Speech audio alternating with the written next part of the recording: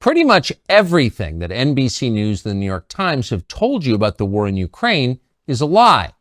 The Russian army is incompetent, they claim. Ukraine is a democracy. Vladimir Putin is Hitler and he's trying to take over the world. Thankfully, the Ukrainians are winning. None of that is true. Every claim is false, the last one especially. The Ukrainian army is not winning. In fact, it's losing badly. Ukraine is being destroyed. Its population is being slaughtered in lopsided battles with a technologically superior enemy, or scattered by the millions to the rest of the globe as refugees.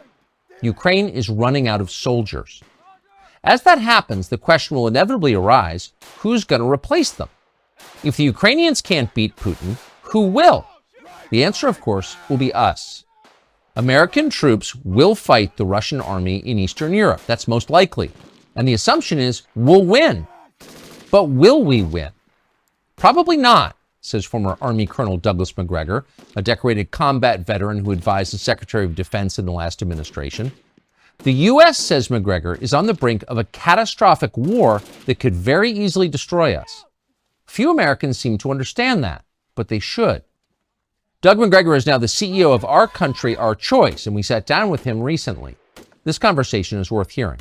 Doug McGregor, thanks for joining us. How would you assess and describe the state of the war in Ukraine right now? That's an important question, and not enough people have good answers at this point. I think all of the lies that have been told for more than a year and a half about the Ukrainians are winning, the Ukrainian cause is just, the Russians are evil, the Russians are incompetent, all of that is collapsing. And it's collapsing because what's happening on the battlefield is horrific. The Ukrainians now, we think, have lost 400,000 men killed in battle. We were talking about 350,000 a few months ago. Within the last month of this supposed counteroffensive, which was to sweep the battlefield, they lost at least 40,000 killed. We don't even know how many people have been wounded, but we know that probably upwards of 40 to 50,000 soldiers are amputees. We know the hospitals are full. And we know that Ukrainian units at the platoon and company level, that's with anywhere from 50 to 150 to 200 men, are in piecemeal fashion surrendering to the Russians. Not because they don't want to fight, it's because they can't fight anymore. They have so many wounded, they can't evacuate them. And commanders are saying, well, if I can't evacuate my wounded, I'm going to surrender because otherwise the wounded will die. And so they call the Russians, and they all speak Russian, and tell them on the radio, look, I've got 50, 60 wounded here. I'm going to surrender because I don't want them to be killed. And the Russians from the very beginning have always treated the Ukrainian soldiers very fairly and very gently. And so they know they're not going to be abused or mistreated. They know they can actually be exchanged for Russian prisoners in the future. So they've surrendered. And I think we're going to see this army that we've been spending so heavily on increasingly melt away. And at the same time as we're talking, if you look at this long banana-shaped strip of territory in southern Ukraine that the Russians control, if you go to the northeastern corner of that, south of this city called Kharkiv, there are major offensive operations taking place there right now. And the Ukrainian forces are being swept away in front of the Russians. And again, all of this happens in a way that is just not reported in the West. And in the meantime, rather than admit that this is a terrible tragedy that should be ended on humanitarian grounds, if no other, that the killing should stop, as President Trump said, stop the killing, we're going to continue. And this puts the Russians in the unhappy position of marching further west, because from the very beginning, Putin and his advisors were never interested in a war with NATO or the United States.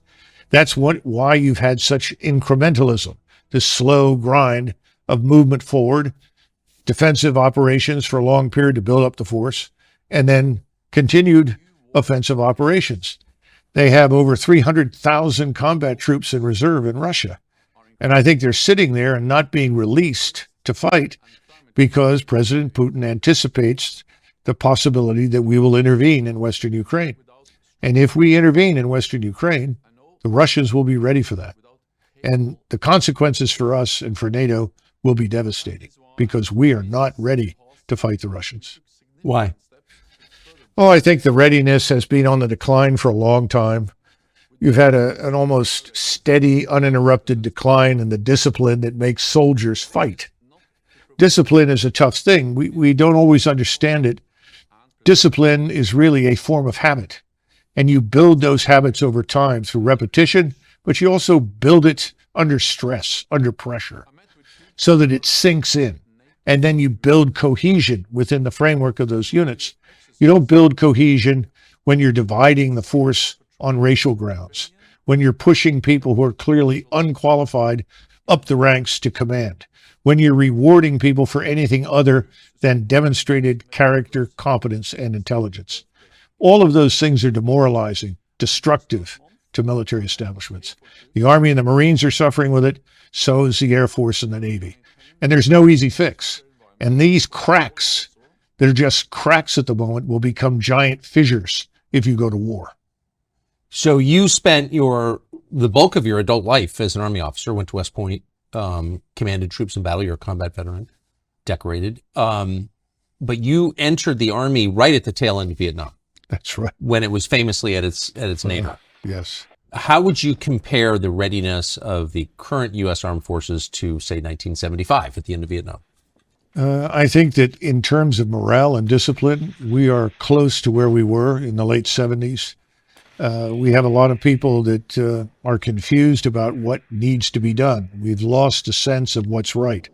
In other words, you don't have people that have served long enough in formations to know what right looks like, so that you can see a battle group, whether it's a battalion size or brigade or larger, and you know what makes things work. You know what it takes to fight in battle. We don't have very many people like that because since 2001, most of the fighting has been on a very small scale against a fleeting enemy. You know, running around in sandals with an AK-47, relying heavily on explosives, mines, to kill and maim Americans. About 87% of our losses were really a result of explosives that came from mines. This is not an army that is accustomed to fighting anybody who can fight back. If I were going to compare it to an army, a better comparison would probably be the French army before the Franco-Prussian War, because the French had fought Mexican bandits, Mexican rebels. They'd fought Arab bandits, Arab insurgents. They'd had a little experience fighting disgruntled, demoralized European troops, Austrians in northern Italy, but they hadn't faced a truly modern enemy. But people were convinced that the French army was the greatest army in the world because they'd fought in North Africa, in Indochina, Mexico, all over the world. That war was a catastrophe for France, and that army was decimated in months by a Prussian army that was a modern force, highly disciplined, very competently led, trained, and equipped. So we're not there. We have equipment that is decades old. The tanks that I served on, for instance, when I went to war in 1990, were virtually brand new, state-of-the-art. Those tanks are still out there. They've been rebuilt, but they're not new anymore. They're no longer as capable as they once were. You know, I'll give you a quick example. We have a turbine engine in the M1, A1 series tanks, and that turbine engine burns up as much fuel sitting still as it does moving, because it's a turbine engine. It was designed to be used on an aircraft. We put them into tanks. So that means you've got an 8-hour tank. Every 8 hours, if you're operating, you've got to refuel this thing. This thing also burns fuel at a very, very high temperature, over 1,000 degrees. And there are 40 plus connections around the engine that are very brittle, that can easily cause fires if accidentally they touch these little tubes that carry various types of fluid, if they actually touch this engine that's burning so hot. So the engine is so hot that you can track the movement of U.S. Army ground forces with tanks from low Earth orbiting satellites. So if you think you're going to hide or conceal yourself or outpace somebody, you're just a glowing target from space. To this must be added the ridiculousness of not having replaced that engine with a reliable, state-of-the-art diesel-electric engine, which is much cooler, which can go for 24 hours or more without a refuel. And these things are extremely problematic when you go to war, because you have to pull forces back, refuel them, return them to the front. That's not easy to do when you're operating as frequently as every 8 or 6 or 9 hours. They say, well, we put I guess, a generator on there to make up for this when you're sitting still. The problem is that you don't sit still for very long in combat, because if you do, you're going to be targeted and destroyed. And that, of course, is what we're seeing in Ukraine. Persistent surveillance from space, from overhead surveillance, makes everything visible all the time. So if you're going to embed yourself in the ground, if you're going to set up a permanent position there where you try to fire from that, you're going to be targeted and destroyed very, very quickly. So that's why this defense right now looks a lot like World War I, because anybody who moves is identified and killed. The only limitation on your ability to target and destroy the enemy is ammunition. The Russians, of course, have no shortages whatsoever. You recall at the beginning of this, we have all these shortages, right? The Russians can't keep up with missiles. The Russians can't keep up with shells. Well, they have multiple manufacturing facilities operating 7 days a week at 24 hours a day. We have no surge capacity in the United States. It would take us many, many months to come up to that kind of standard where we could actually compete in high-end conventional warfare. And that's why people like me and others worry that if we get into a confrontation, that we cannot win, because the world has changed, warfare has changed, integrated air defenses will knock virtually everything that flies out of the sky, that we will then fall back on a nuclear deterrent, a tactical nuclear weapon that says, if you keep advancing, we'll have to use a nuclear weapon. We don't want to go there, because the notion that there are so-called tactical nukes, you've heard that expression? Yes. Oh, that's just a little nuke, so that won't precipitate a major war. The use of any nuclear weapon is going to precipitate escalation very rapidly, because your opponents will assume that if they don't use their nuclear weapons, they're going to lose them. So we're living in a terrible dilemma right now.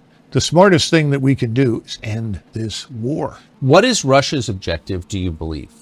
Assuming the objectives change over the course of a war. Of course. Right? Well, the original objective, obviously, was very different. I mean, if they'd made peace with the Russians back in, let's say, March or April, I think the Russians would have retained very little territory, probably only Luhansk and Donetsk, the two so-called breakaway provinces. And I think there would have been guarantees of neutrality for Ukraine and guarantees of equal rights before the law for Russians. And that's what people don't understand. Most of this has to do with abuse meted out to Russians in Ukraine by the Ukrainian government. And this, of course, is this radical nationalist government that came to power in Kiev in 2014. And they almost immediately, as soon as that government came into power, they started launching a war against the so-called breakaway provinces.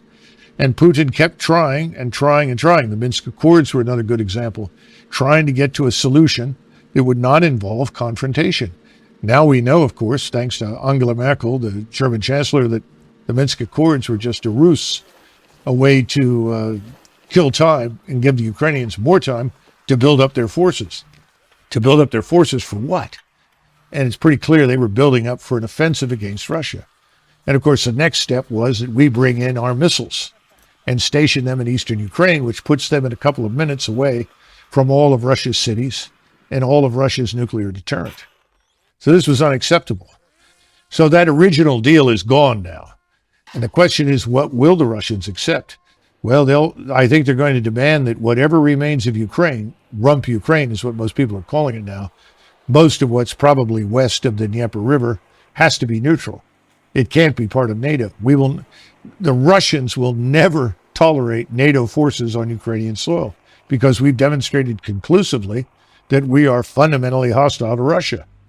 So that's the minimal requirement. How that's governed, that's another question. Who knows? I'm sure Moscow would want to have some say in that government, and who is there to ensure that behind the scenes they are not once again subjected to the treatment that we subjected to them to in the Minsk Accords. What is the Ukrainian objective? I think more and more Ukrainians just want to survive this, and that's becoming very hard. And Zelensky and the radicals around him are basically committed to fighting this war to the last Ukrainian.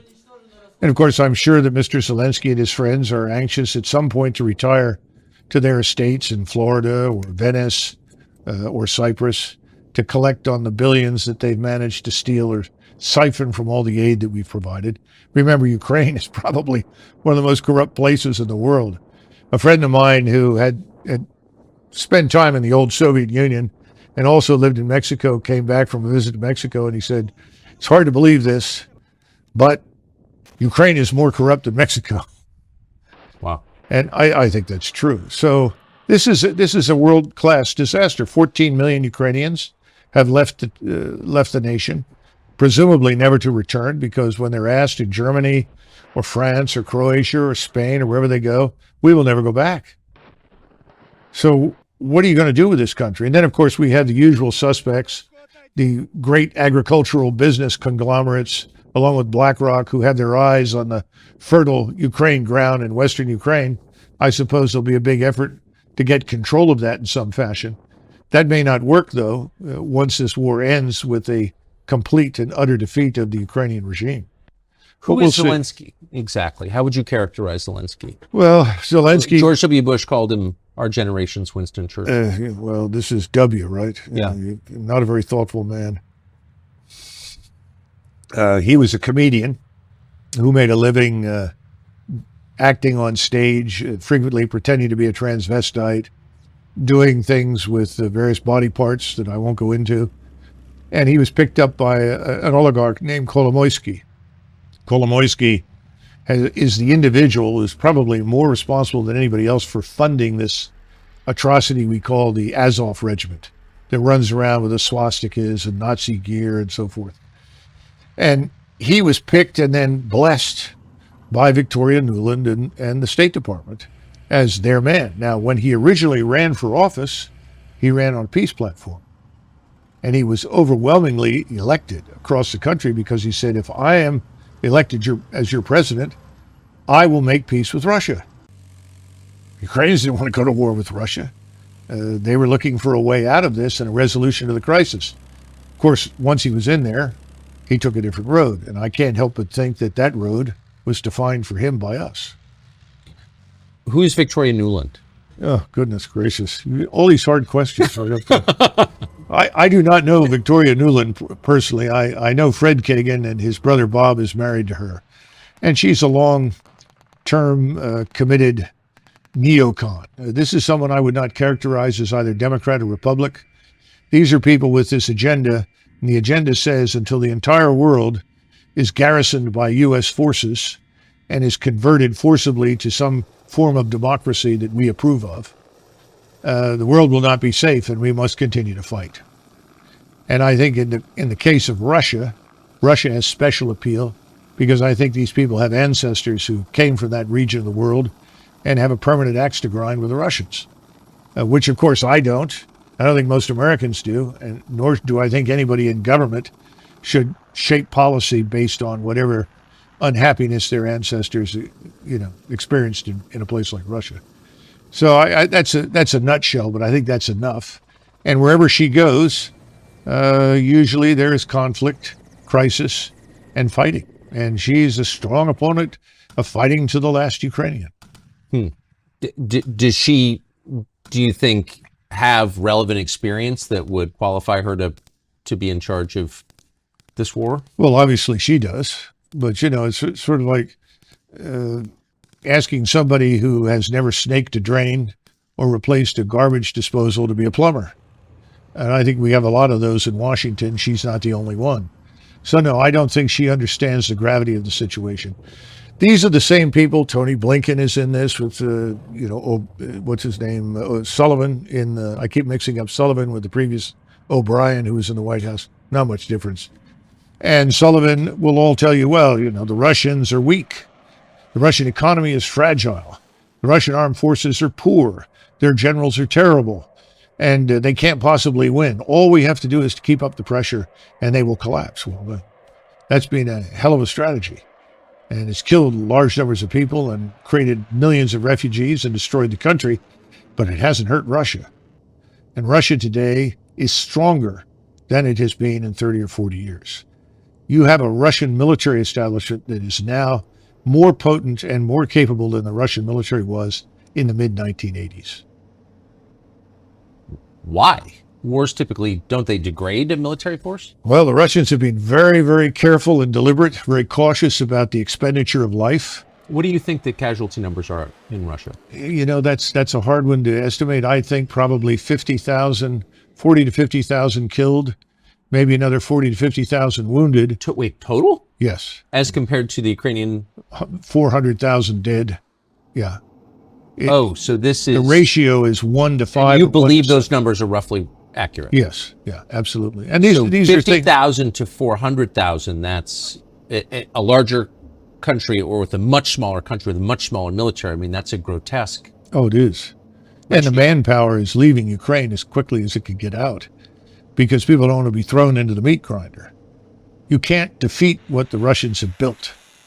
They were the first back in the 1970s to understand the criticality of linking intelligence, surveillance, reconnaissance in space, as well as on land and at sea, with strike weapons. What's a strike weapon? Rockets, missiles, guided artillery for precision. They've done that extremely well. So that's one of the reasons they have thousands of guns, hundreds of rocket launchers, hundreds of ballistic missile launchers, cruise missiles, and so forth. And these are then linked to that ISR, so the response time is almost instantaneous. A Ukrainian formation is located at this spot next to this building on the outskirts of, say, Kharkov. They can have missiles on the way to those targets, or rockets, or drones within the space of perhaps 5, 6, 7 minutes. So this is a very well-structured, well-organized machine. And the machine is grinding up everything in front of it. And it's not going to be defeated. What about the space-age military technology that we've been sending to Ukraine? That hasn't brought parity? Well, first of all, a lot of the equipment we send over there is, quite frankly, obsolete. It's very old. It's not new. We've given them a few new items, but not much. And remember what I said about missiles. We sent them some Patriot missiles. And I think at this point in this newest round of money, $750 million, something like that, we're sending 33 missiles, Patriot missiles. These are missiles that are used to shoot down aircraft or cruise missiles, incoming opposing forces. Every time you're in air defense, people will tell you if there's a target out there, you shoot 2 missiles at it as a minimum to make sure you get the target. Well, you run out of our missiles in the space of a few days. 33 missiles will be gone in 2 or 3 days. You can't possibly defeat the thousands of projectiles that are being hurled in your direction. And the radars, of course, emit, and so your radars light up and become targets. This is a no-win situation because the Russians, though they were not prepared in February 2022 for this kind of war, they are now. And they're continuing to prepare, which includes continuous mobilization. They're up to 750,000 troops in and around Ukraine. Most of them are on the outskirts, Belarus, Western Russia, down in southern Ukraine. That number is going to rise over the next year, I would expect, to 1.2 million. And people are reservists being called out of universities. People are being through the military now, working in universities to become engineers, architects, mathematicians, whatever. They're being pulled out, put in uniform, and readied. Because, again, our intransigence, our demonstrated hatred and hostility for Moscow and for Russia has convinced the Russian people, as well as the leadership in Moscow, that they are going to have to fight us and anyone who is allied with us. So they're preparing for that eventuality. That's why it's so important that we have to wake up, understand what we've done has backfired. Whatever we set out to achieve has failed. What we need to do now is stop this and come to a settlement that we may not like, but it needs to happen, and soon, before this thing is out of control. Eventually, you keep this up within the next 6-8 months, you'll see hundreds of thousands of Russian troops on the Polish border. That is not what we set out to achieve. No, it's a terrifying disaster. At what cost do you think to the United States? The latest estimates since 2001 spending, including the spending in Ukraine, all the military spending designed to support these interventions, conflicts, wars, whatever you want to call them, about $14 trillion. Now, that $14 trillion is largely debt financed. So then you have to move from the $14 trillion to where we stand now in national sovereign debt, which of course I know the economic luminaries think is meaningless. But you have 130 million workers, and you look at those figures and suddenly you realize that every adult male or woman in the United States who works for a living has a debt hanging over them of roughly $240,000 in order to deal with what the 14 trillion have added to the national sovereign debt. And this is part of the issue, that people are walking away from this war for good reasons. Look, the average American earns about $31,000 a year. That's it. The average American pays about $16,600 a year. Now, the people in Congress, this doesn't affect them, or in the Hill or inside the Beltway. We're talking about the real Americans who live out there, who are scratching out a living. Keep in mind that a person who works all his life and then tries to draw on Social Security can expect a monthly payment of probably $1,400, if they're lucky, $1,400. We hand every alleged asylum seeker, illegal migrant pouring into the border in Texas or wherever else, we hand them, when they get there, $2,200. And we put them on that $2,200 diet from there on out per month. Yet somebody who works all his life, retires and draws Social Security, gets $1,400. The Afghans who were hanging on to the planes in Kabul trying to come to the United States, when they arrived, they received $2,200 a month. Now, if you can make sense out of this, please try, because I don't think most Americans can make sense out of this at all. And that's one of the reasons people have said, not because they know anything about Ukraine. Most Americans don't. If they knew anything about the history of Eastern Europe, they would all say, get out. Because the wars and the blood and the hatred that have been characterized to that part of the world for hundreds of years is something we can't sort out. We can't fix it. We shouldn't try to arbitrate it. We don't know anything about it. We shouldn't be in this, is the bottom line. I think Americans have figured that out. But now they're beginning to look at the numbers and the figures, and they say, what happened to consent by the governed? Instead, we have contempt for the governed. Whatever the governed want, they don't get. Who gets it? Well, the donors get what they want. You know, somebody was joking the other day and said, you know, Doug, if the donors were cannibals, they'd feed the American people to them. That's the attitude in Washington, D.C. What's the donor want? Give me more money. It's a catastrophe. It's the destruction of our whole republic. And I don't think people realize how far gone things are. A lot of Americans sense it. And I think we're on the path to some sort of national come to Jesus moment, where we're tired of being the contemptibles. We want to have a say in what our government does, and we really don't have it.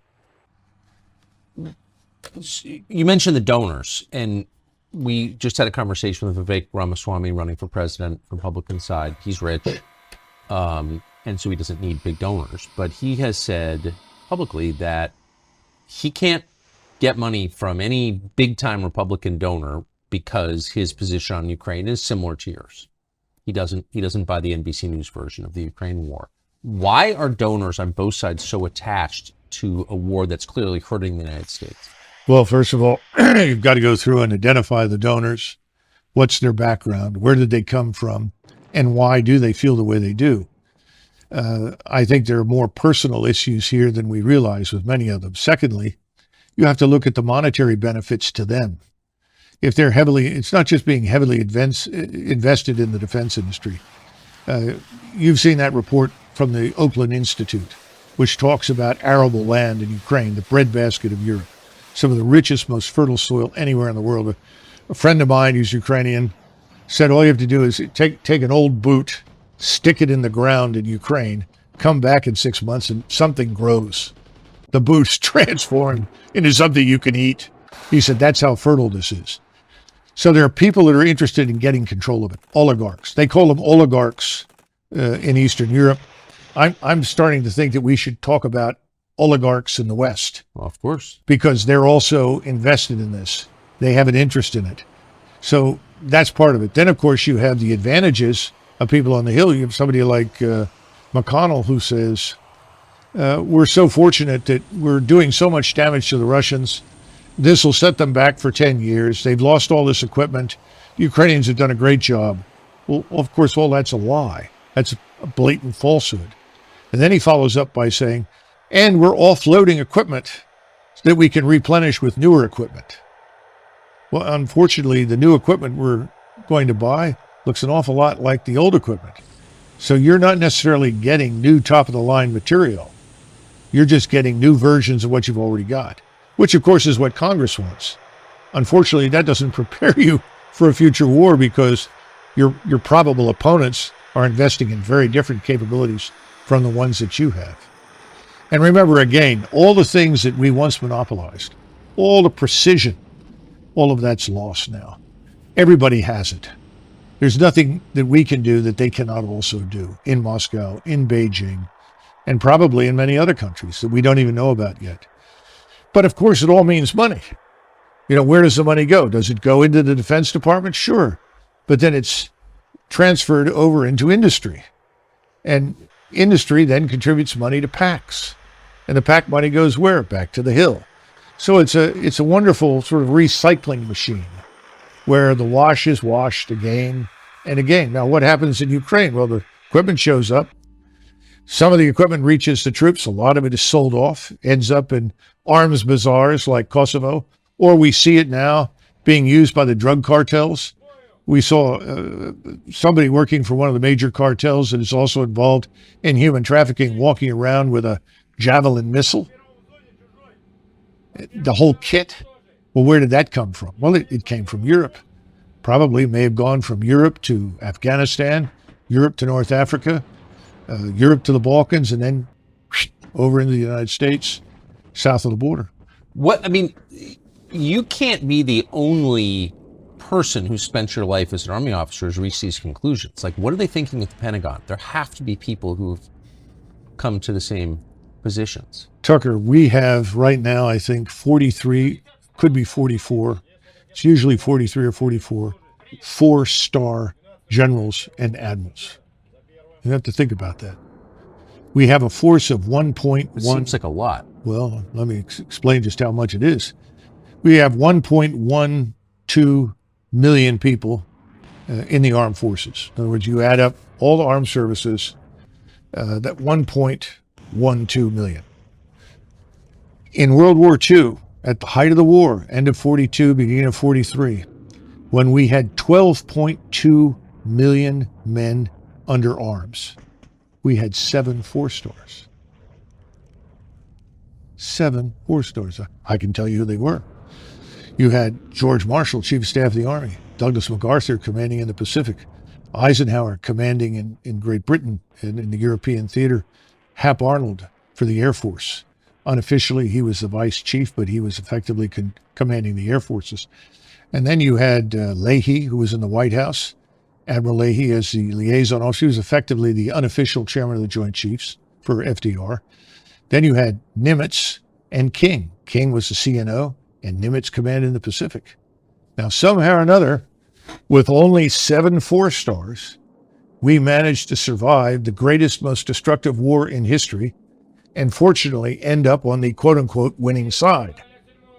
Now we are blessed with 43 to 44 4-stars organized into multiple commands designed to blanket the globe with American military power and interest. I think it borders on lunacy, especially since we don't live in the world of 1920, 1945. This is the 21st century. Today, if you have forces forward, they're easy to identify, easy to target, easy to destroy. So what's the point of having a lot of forces forward? Well, we can always reinforce them. No, you can't.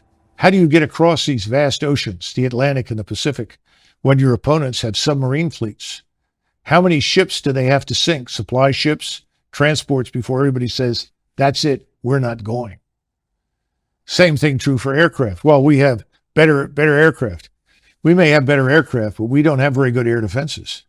We've neglected air and missile defenses for years. In the Army, they always treated theater air and missile defense as sort of the redheaded stepchild, because we haven't fought anybody that compelled us to defend ourselves from missile and air attack. Well, those days are over. In other words, if you press this war with Russia in Central East Europe, it will reach us here in the United States.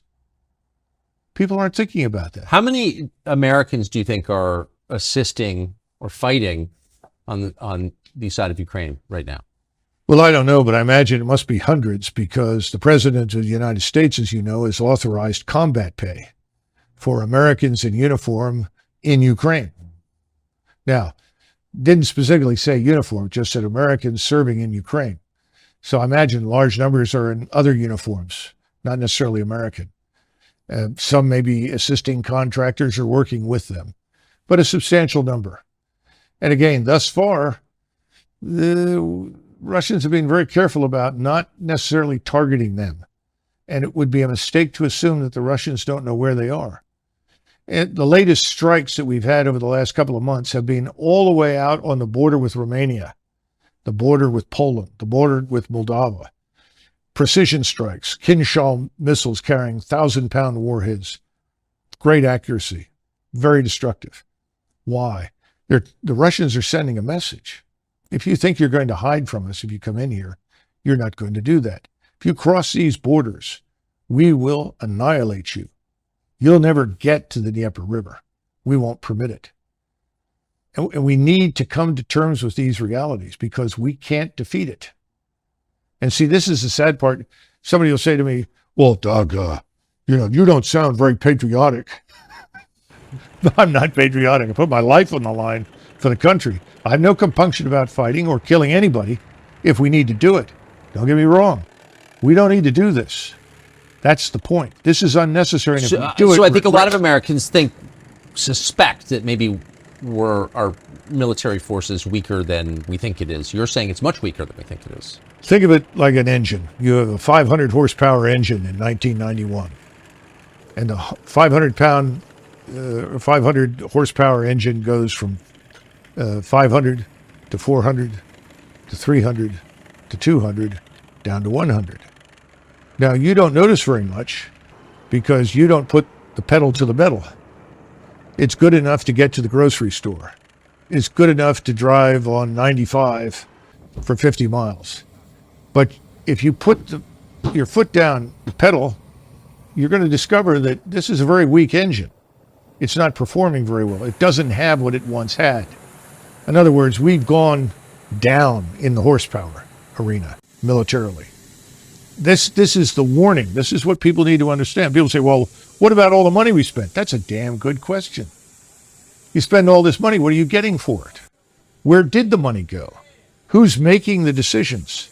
And you have separate services. Each service lives in its own world, has its own doctrine, its own bureaucracy, its own way of war. All this jointness is just, fugazi nonsense. And you got lots of generals, and every general has a reason to exist. And every general has 1,000 men in his headquarters, every 4-star. And every 4-star needs money for his projects. And this becomes a giant trough feeding frenzy for people on the Hill. And nobody ever bothers to stand up and say, why? What are we doing this for? You just look at what's happening in Africa. Niger decided they'd had enough of their French overlords. The French retained ownership of virtually 50% of everything of value in their colonies in Afrique du Nord.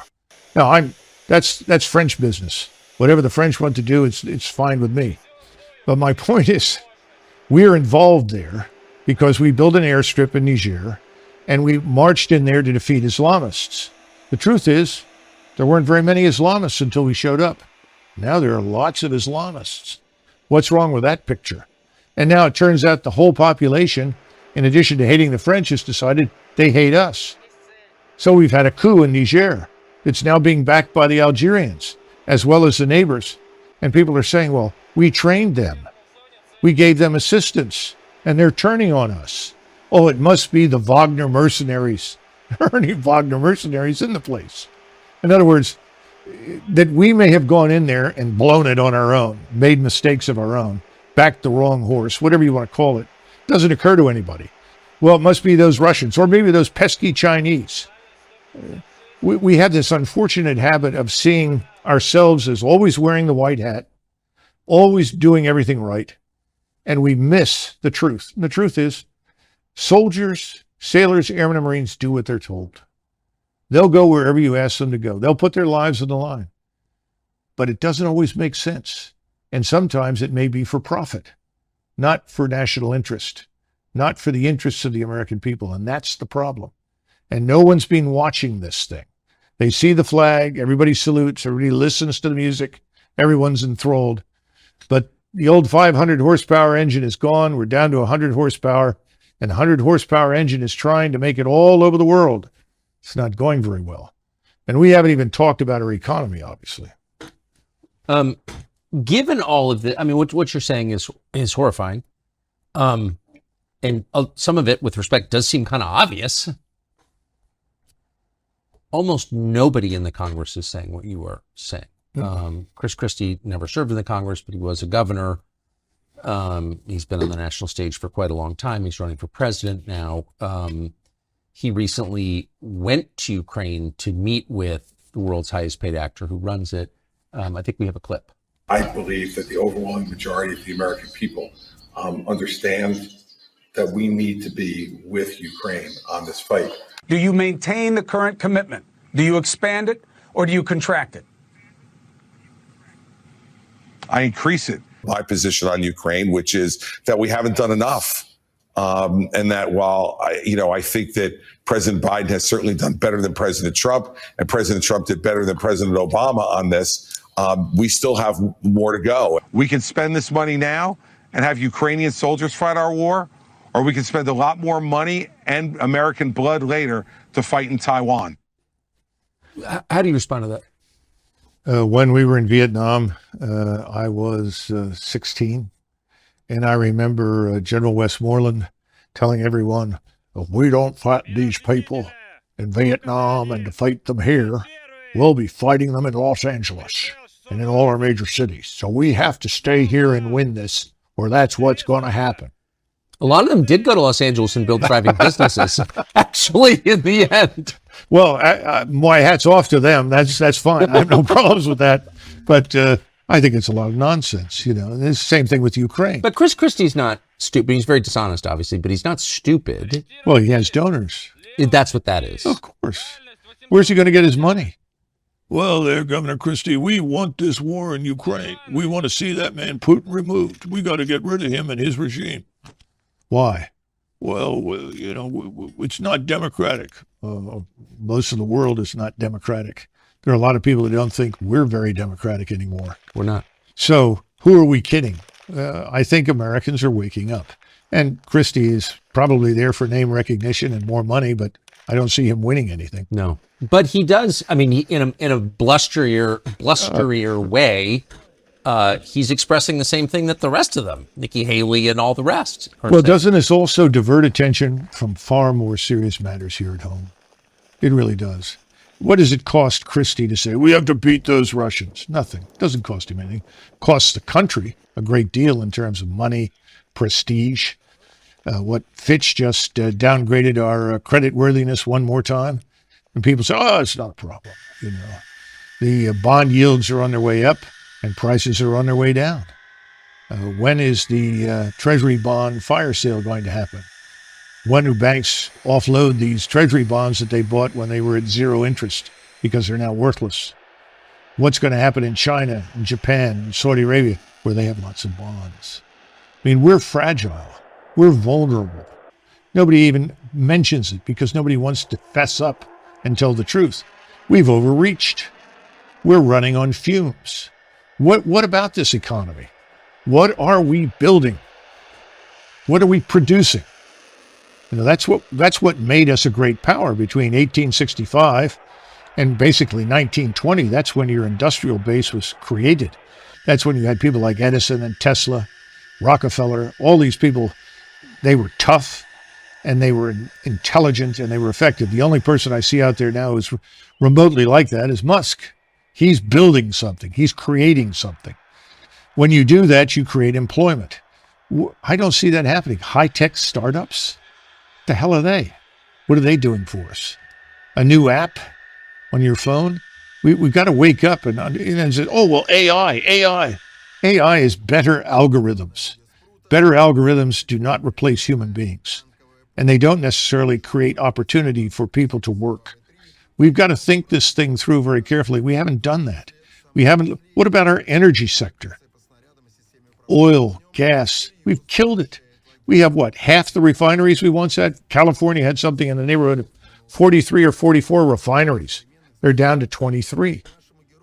How long before suddenly we're in another energy crisis and we need to rapidly refine fuel? Can we do it? Well, the answer is it's going to be tough. The same thing applies to Raytheon. We want 200 missiles and we want them now. Well, we have no surge capacity. There's no excess capacity built into anything. What are we going to do with this scientific industrial base? What about our agricultural sector? What are we doing for that? High-end manufacturing is dead. We need to repatriate lots of industries. That's what President Trump talked about. We absolutely need to do that. People say, well, we want free trade. Well, I'm 100% for free trade as long as it doesn't kill us. But if it kills us, then I'm for protection. I think we need to understand how we got where we are today. I don't see anybody talking about that. And I think Americans are beginning to turn these people off. Democrats, Republicans, it's the uniparty. Who are we kidding? What are they doing for us? The swamp gets bigger and richer. The rest of the country gets poorer. I don't see any good outcome right now from any of these candidates. Perhaps I'm too harsh, but that's the way I feel. Last question, and it's more a piece of tape that I want to get you to respond to, but I think it's come to a lot of people's attention. This is just so perfect that one of the spokesmen for the Ukrainian military is an American guy, leftist, dressed up like a woman, who's now wearing a Ukrainian army uniform and talking about killing Putin. Watch this. If you look at Putin's mouth, you'll notice that blood drips from it. He's a vampire, carrying out genocide against both Ukrainians and Russians alike. Vlad Putin bathes in the blood of innocent children and enjoys it. And this is why the dictator of the Russian Federation must be deposed, and why peace talks have to be focused on President Zelensky's 10-point peace formula and the full liberation of Ukraine. There's something so perfect about that, the convergence of every ugly anti-human trend in modern Is that a transgender person? That's a guy with fake breasts. Yes. Yeah, that's interesting. Well, I think everything else is fake too. We estimate that at least 60,000 children from Ukraine have disappeared, vanished since this war began. Where are they? What about all of the women that have been sold into prostitution that once lived in Ukraine? This war is a catastrophe. The people bathing in blood are in Kiev and Washington, not in Moscow. And this sort of thing is going to play well until it can't. And that's the sad part. We're going to see this whole thing collapse and implode. It's coming. And with it, NATO? I would think so, because the Europeans right now, Germany is well into a recession. It has systematically deindustrialized itself by casting its lot with the anti-Russian crowd. And remember that in Europe, it was not very difficult to supply stereotypes left over from the Second World War of the Soviet armed forces. The Soviet army was, an exercise in barbarism and savagery, mass rape, you name it. It was terrible. That's not Russia today. Russia today is a very different society, very different state. And that's been Putin's effort from day one. He's been interested in restoring Russia as an Orthodox Christian state with a true national identity and a strong national culture. That's probably another reason why so many people want to destroy Russia. because it's the last European state that has not been flooded with foreigners and turned into some sort of polyglot experiment, which is failing badly, by the way, because at some point, all of these unwanted people in Europe, and for that matter, here as well, I suspect, when things fall apart economically, it's going to get very hard on them. Because people are going to look around and they go through this, well, wait a minute, I'm an American. Who are you? What are you doing here? Why are you living that way? Why are you being subsidized? I'm a German. You know, you don't belong here. You need to go home. I'm getting $1,400 a month in retirement that I paid into my entire life, and you just show up from Congo and you're getting $2,200. Well, here's another one. The president announced yesterday on one of these tweets, somebody tweets for him, obviously, that the people that have lost everything in Hawaii, thousands of them lost everything, are going to receive a one-time payment of $700. Now, I haven't been to Hawaii in a long time. I'm not even sure I've ever been there, but I know that $700 isn't going to take care of a family for very long. No. But in the meantime, hundreds of millions, billions of dollars continue to flow into this black hole called Ukraine, which I think is an exercise in fraud, deceit, and criminality, to be blunt. So when's it going to stop? When are we going to take care of Hawaii? Let's go back to Ohio, where we had the derailment and the chemical spill. 4,000 human beings living in this area. The water is still not fit to drink, as I understand it. We wouldn't even invest the money to move those people to a safer area, even if it meant temporary housing or permanent housing, until this thing was cleaned up. What have we done? This is the problem. It is America last on every level. The last people who are consulted, the last people who are benefiting from anything that goes on in Washington are Americans. This cannot go on. It's got to end. And I think it will end. But unfortunately, it's like everything else. We're going to have to be pushed over the cliff into the abyss. I think that's where we're headed. Well, on that cheerful note, Retired Colonel Douglas McGregor, thank you. It was great.